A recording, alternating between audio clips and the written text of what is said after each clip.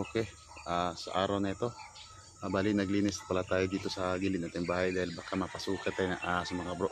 Dahil malapit ang ating manok dito. Kaya yon dinamuhan ko na dito banda. Doon na lang sa dulo, kailangan natin matanggal ibang damo dyan. Dahil may puno tayong saging, yan o. Bali, linisan din natin yung mga gilid-gilid dyan kaya medyo makapal na. Mabilis kasi tumubo mga kabro ang damo dito dahil palagi umulan tuwing hapon ba. Kaya yun, maglinis na tayo no.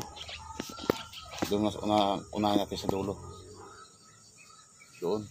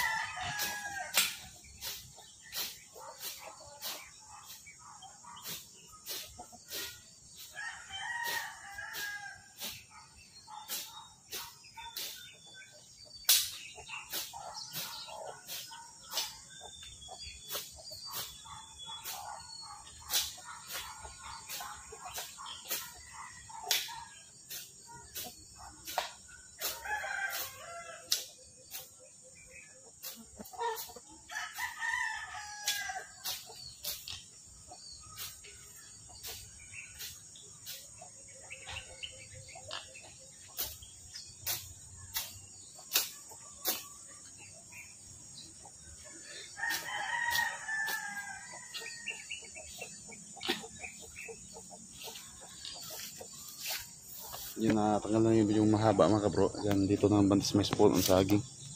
No? Para matanggal yung mga kabro. No?